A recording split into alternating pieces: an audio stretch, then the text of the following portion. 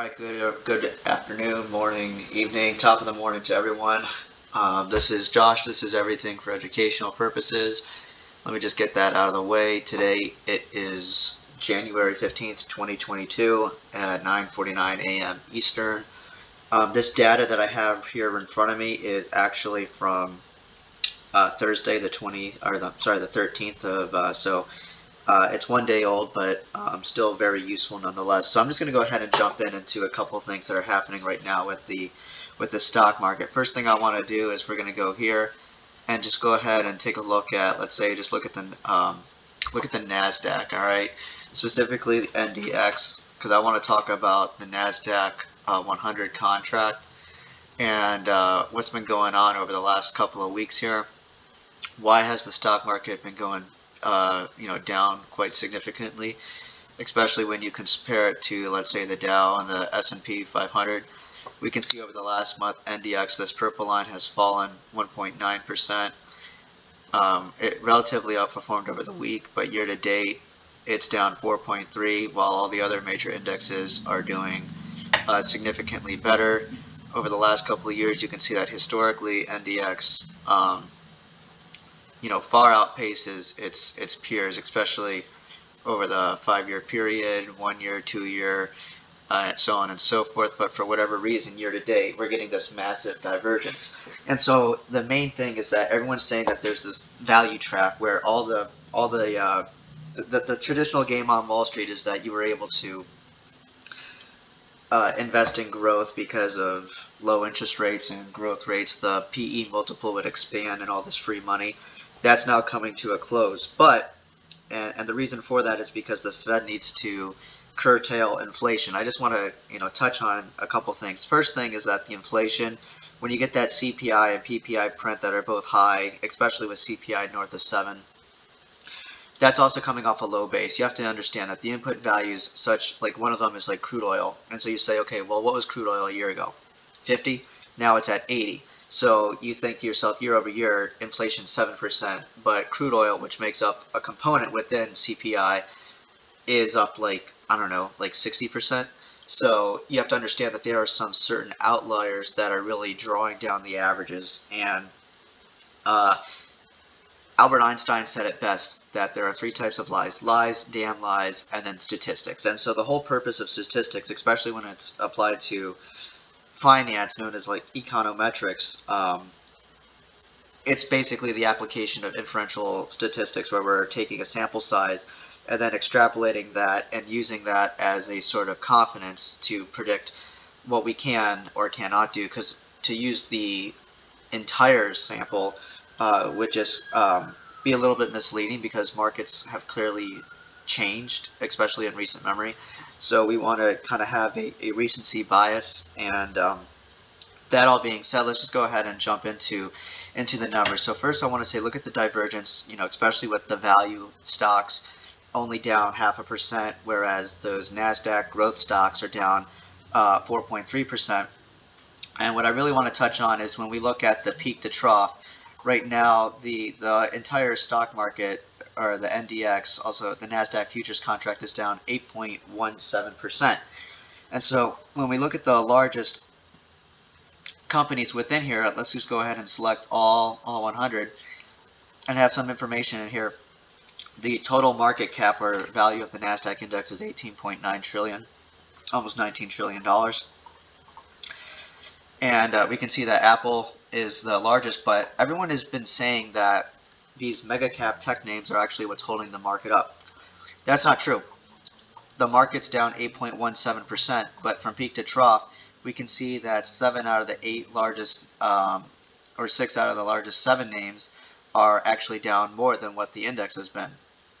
And so if you think about it, that's actually not true. The only stock that's in the FANG M complex that's actually holding it up is Apple. And then the point that it's actually holding up is 50.28 or 0.5. So when you actually look at the FANG Apple, the FANG and Microsoft complex, it's actually dragging the index down 2.13% more than really what it should be, for a difference of 330 points. But more on that later. I also want to go ahead and take a look and say, look at this. I want everyone to realize that there are stocks in here that are down significantly.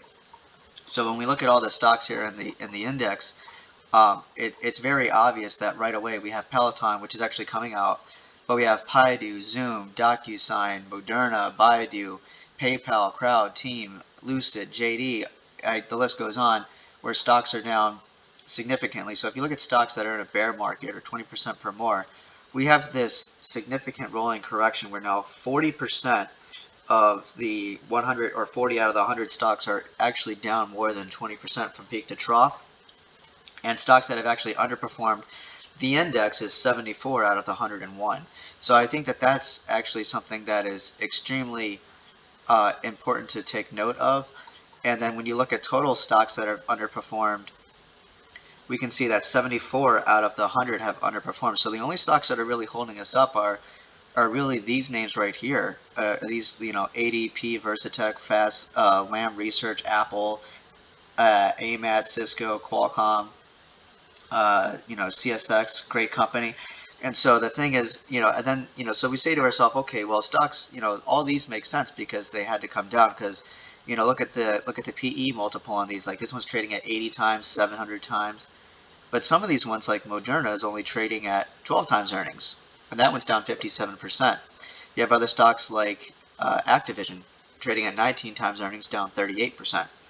So there are certain stocks here that eBay trading at 3.48% times earnings, yet it's down 22%.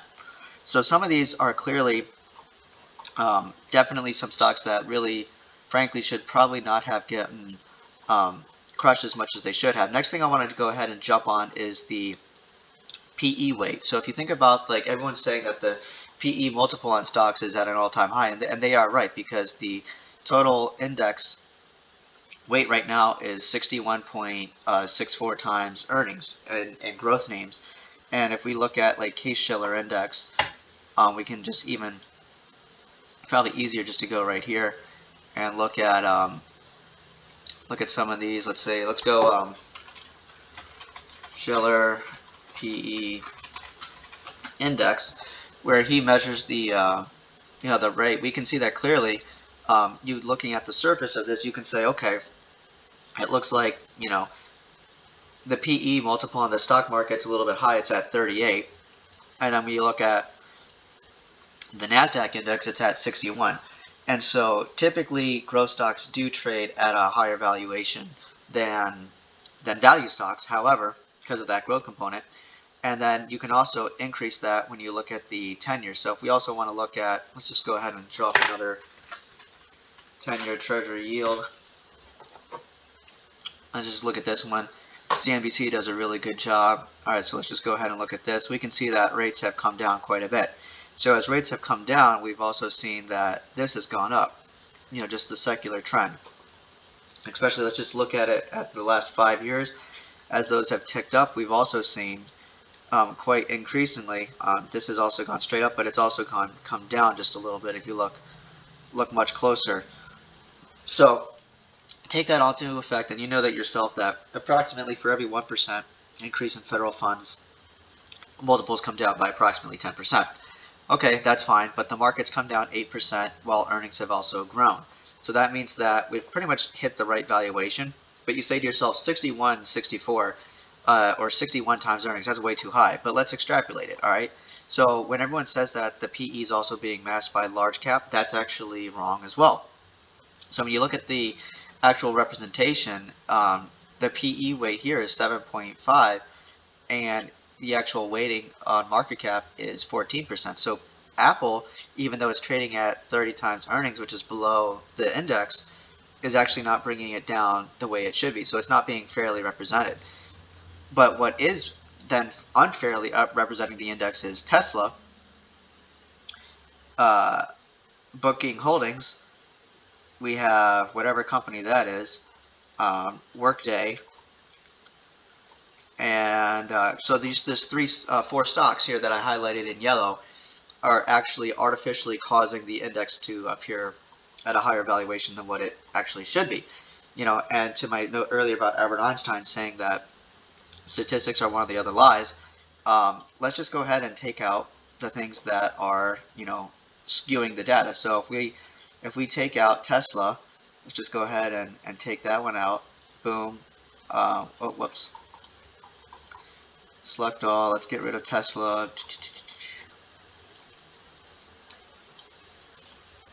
The next one here looks like Booking Holdings.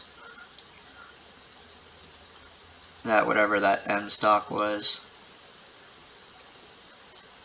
Mealy. And then the last one was Workday.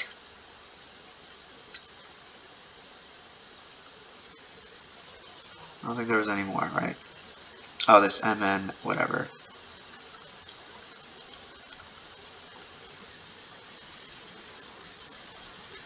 ST.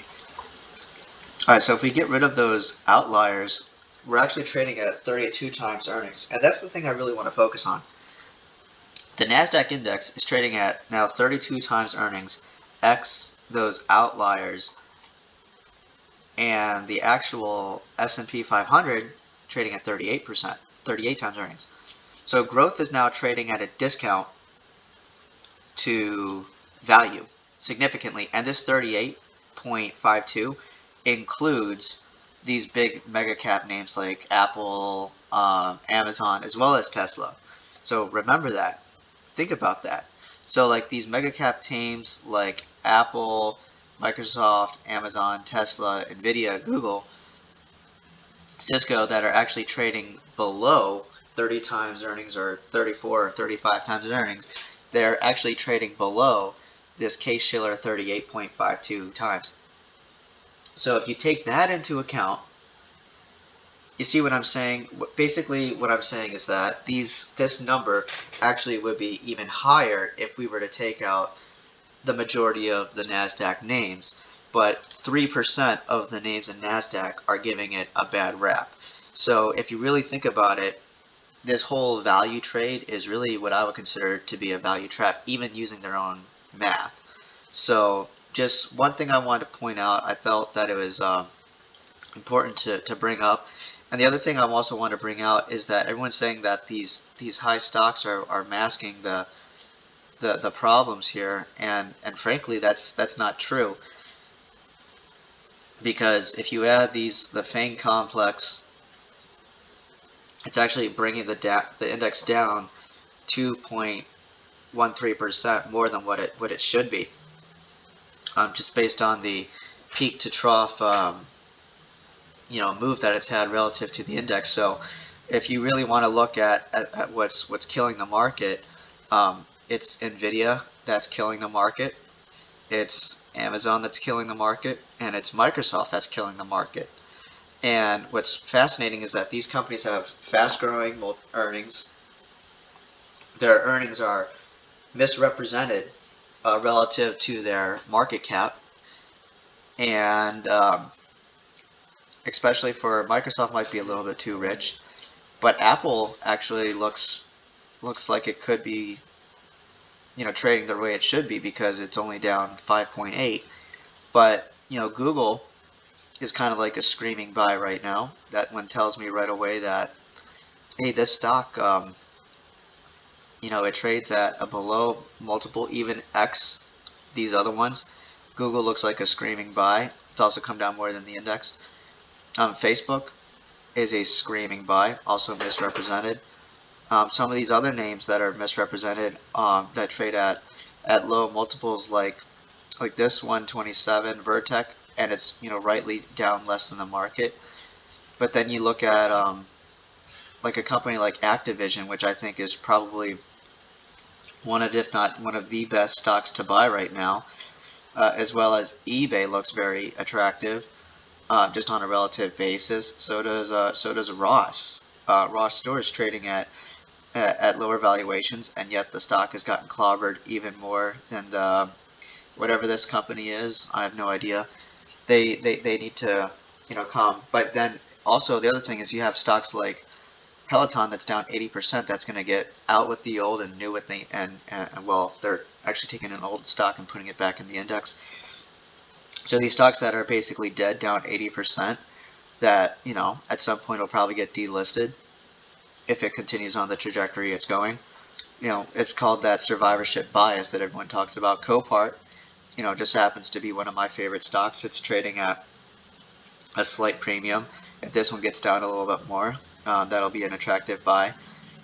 This one is a great buy. Similar industry.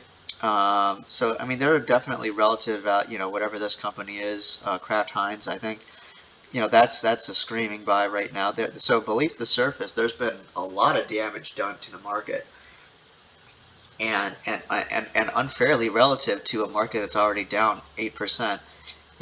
And earnings, as long as the economy doesn't continue to do bad, um, again, like we were calling for a 5.9 GDP growth rate in 2022, and now we're all the way down to 3. I think that we're probably going to surprise and get probably low 5s, maybe high 4s, which if that's the case, that means that these earnings growth are going to continue.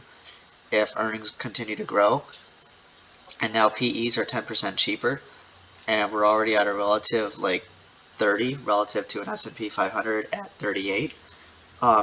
There's going to be some, that means multiples need to expand by, 25% just to catch up with the S&P. But let's say, I believe that markets have almost fully priced in the, the impact of federal rate hikes. If we look at that, we can go listing.com, Fed rate monitor tool.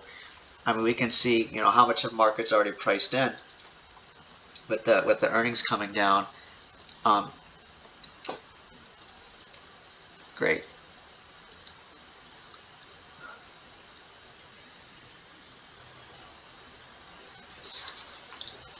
Now let's go to Fed rate.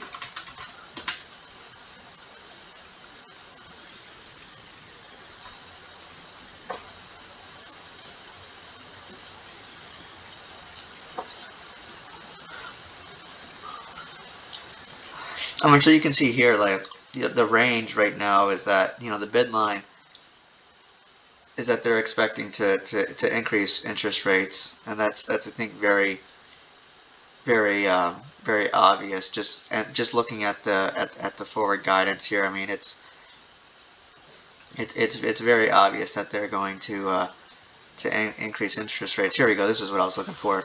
So in January, we know rates are staying the same, but in March now, there's more than an 80% chance that the Fed hikes.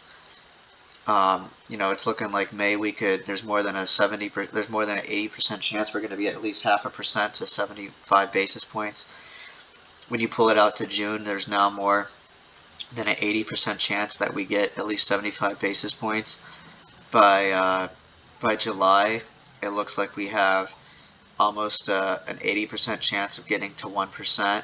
Not really much has changed. September, and when we go out to November, now we're looking at an interest rate of significantly higher. So as we price in the expectation, again, from 1987, during this period, stocks still went up, even with interest rates at higher levels. So the PE multiples were lower. We've been at 0% interest rate for quite some time. We started to raise in 2016, and we were getting back to the path of normalization. Then the COVID-19 China virus happened, and then things went right back down to zero. And we're going to start that process of raising rates a little bit higher. Again, I think part of this is driven by fake inflation data that isn't necessarily obvious, because a year ago prices were so low that it can be a little bit of a misread. So I think that the way we should look at inflation is more of on a 5 or 10 year adjusted basis, and even potentially remove some of the data points from 2020 and 2021, so that way it doesn't skew the data and cause us to act the wrong way. And I think that the Fed, by raising rates too fast, would actually be a larger policy error than what they're planning to do right now with running off the balance sheet and whatnot. But I just wanted to drive home the point that the way that stock markets are reacting, raising rates is pretty much already priced in. So we've already seen that multiple compress, and we've seen a significant imbalance in the way that those multiples have compressed, and these Nasdaq stocks have gotten hit the hardest, which frankly they should have. But some of these names that trade at lower valuations than even 38, like for example, some of these stocks that are trading at 84 times earnings, they can come down more. But the impact that, let's say, Microsoft that trades at 34, realistically that company's growing and needs to, or even Apple, and Amazon's a little expensive, but like Facebook and Google specifically, these are great companies that frankly got hit harder than what they should have.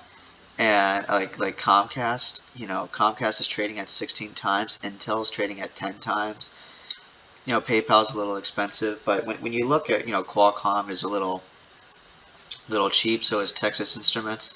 But then we also have AMD and Intuit, who a little bit higher. AMD I could probably justify actually, but these companies have just gotten hit too hard, too fast, and frankly, these can be fixed very easily by removing some of these names. I think that the regulators have done a really bad job. Like this company, I don't even know what they are. They shouldn't be in this index. They just shouldn't. Trading at 700 times earnings, that should not be here. Booking, that should not be in here. To be fair, I actually agree. I think Tesla should be in here because it's now one of those stocks that's like too big to fail. Workday, that needs to go.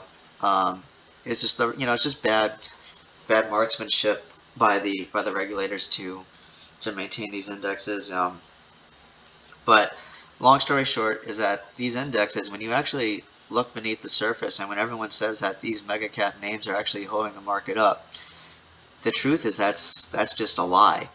All these names in mega cap tech, except one being Apple, are having an artificial deflationary pressure on the market, and that number is approximately 2.13% or 3.3. If everything didn't have a divergence and everything was perfectly aligned at negative 8.17%, we would see a market that frankly is up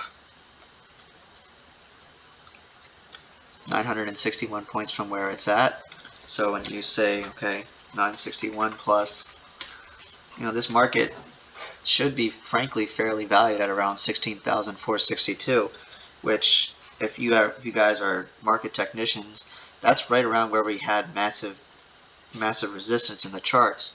So that would just be, however this flushes around, this needs to kind of come back to its mean. And if it reverses back to its mean, which again is down 8.17%, that would actually give us a stock market average at approximately that resistance line, which is a little over 2.5% below the all-time high, which frankly makes a lot more sense to me because that would also be in concurrence with the S&P. And we've already gone through the re-rating of these hyper growth names coming down a lot, but coming down probably a little bit more than what necessarily is deserving, especially these names that are down 70%, 60% almost, 50%. I mean, the fact that we're getting this wide divergence is just, it's alarming. And what it does, honestly, is it reduces the market cap in these smaller companies. And then these larger companies that continue to grow, even though they're growing less fast, as long as their stocks go down not as much as 50, 60, 70%, it actually puts more reliance on these companies. So the whole narrative that we've been taught that there's just a rotation, that's also not true. So the notion that FANG and Microsoft is keeping the stock market alive and propped up, and the notion that we're going through this rotation into value, they're just both lies. And so I think the way to trade this, at least the way I think, is that this is a phenomenal opportunity to probably get a little bit defensive on the index, because the index will probably continue to face headwinds. But the names that you want to own, I think some of the best names you can buy right now is Google. I think Google's a phenomenal stock to own right now. It's also underrepresented. Facebook, also extremely underrepresented. Um, in fact, Facebook is probably slightly more attractive than Google, which is probably why Stephanie Link, famous fund manager, got out of Google and got into Facebook, which I don't know why you would get out of Google. I would sell something else before I sold Google and get into Facebook. I also like Apple if it gets lower, definitely one. Microsoft you can definitely start nibbling on, and you know, uh, Booking Holdings, that stock has gone up quite a bit, and now it's come down quite a bit. And Netflix. I mean, a lot of these stocks. I mean, Comcast is a screaming buy right now, and so is Intel, and and so is Qualcomm and Texas Instruments. I mean, these are companies that have just gotten absolutely beat. Amgen that have just gotten absolutely annihilated in bear markets, down 10%, 15, 20, 30%. These are the names that I'm looking closely, that I would say that when we get this re-rating, what names are the ones that are that make the most logical sense to go up. I'd say it's definitely the ones that trade at the lower valuation, and the argument is also that even if we do get like this massive correction, again, it doesn't matter what the statistics are. Even if we get like another 10% pullback and we get that 20% decline in the market, where Nasdaq really takes it on the chin, then you want to be in these lower valuation names, because some of these companies, just because they trade at a lower PE, eventually it gets to a point where because they are trading at such a low discount, they have less room to go down, or at least they have a perceived less room to go down than some of these high flyers that frankly shouldn't be in the market. And if the market does come down, it's going to be frankly because of Tesla. So Tesla is the name that I believe that is the name that you want to watch most closely in the market going forward, because it has, when everyone screams about PE, the easiest way to fix that PE is for Tesla to come down, and Tesla's trading at 300 times earnings. Even if it goes down to trade at 100 times earnings, that means the stock's going to fall 60%, so we can watch the stock go all the way down to 300. And frankly, if it does go down to 300, that would honestly be kind of a good thing, because then its market cap would be down here. It would still be a top 10 name, but it would be more aligned with like something like Cisco. And you can see that the market cap, that everyone's saying that, oh, these changes are all happening here, but frankly, yeah, at the index level, it's 50% of the market, and so if they don't do as good, but the problem is they've actually done worse than the index would indicate. So there are actually names beneath the surface that have done less, and we can see that, and they're high quality names that trade at market discounts. It's the common theme. They trade at 20 to 30, 20 to 40 times earnings. They're fairly valued, and they've gone down less than the index, and that's what's holding this market up. It's not the FANG name, so it's the other 50% that nobody looks at. And if we get some of those market pullbacks, I think Facebook has got to be, or Meta has got to be, that #1 stock that you just want to jump in on. And then Google would probably be the next name you want to look at. And potentially, even though Nvidia trades at a high valuation, that's definitely one you want to buy, because the growth rate is so high. And we've already kind of seen that re-rating from higher expectation of interest rates.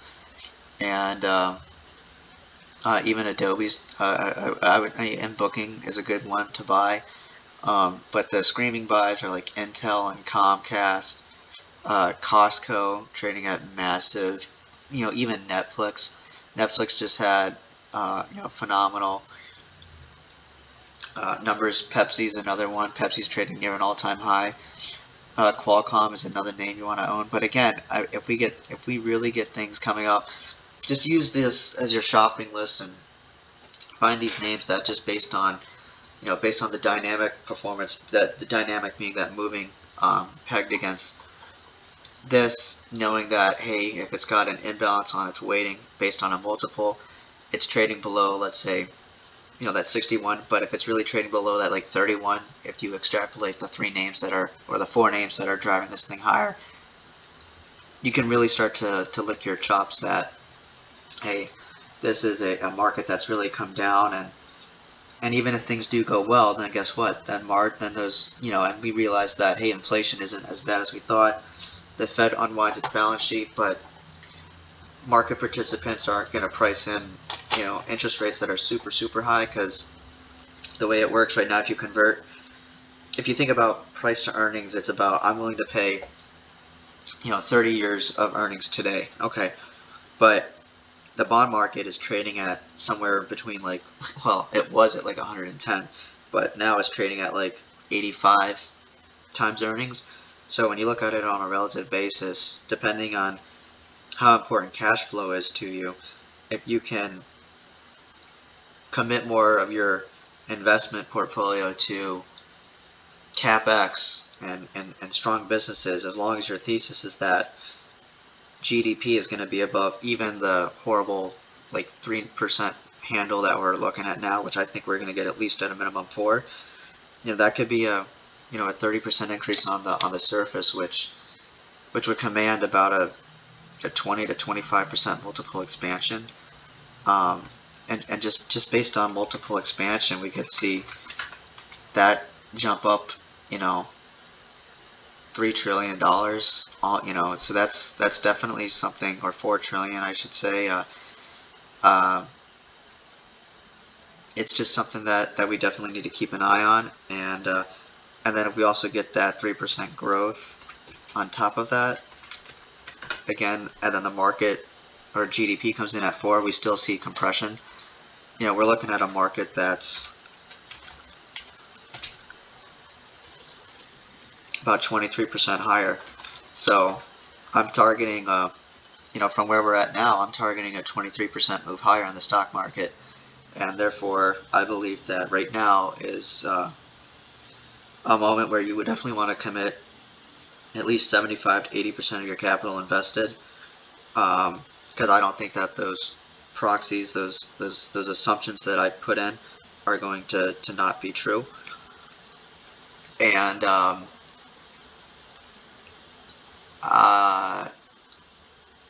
that's a very attractive risk reward. Worst case scenario, we jump down to the 200-day moving average, which right now is somewhere around I think it's at 14,985. So worst case scenario, the market drops another 500 points, which is only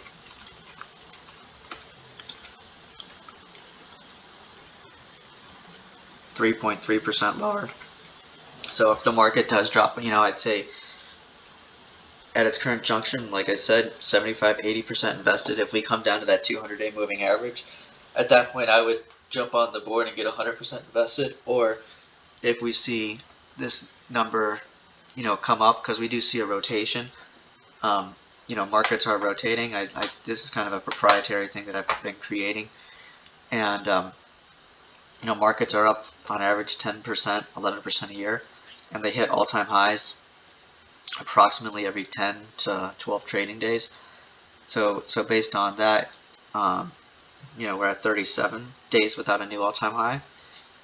So it just we should have hit 3 new all-time highs since November. We haven't, and so we're kind of getting this rolling correction. And typically what we've seen in times in the past when this has happened, where it's extended beyond 25 days, usually markets bottom within the first 15 trading days of a market decline. As long as it's not like a bear market like what we saw in 2008. The evidence is overwhelming that we're definitely gonna. I should put up to we bottomed after 33 days, so this one's definitely taken much longer. And the jury's still out, but the evidence is starting to really mount, and then the internals are definitely starting to favor the bulls. And I know this is like a 35-minute video, so I'll end it here.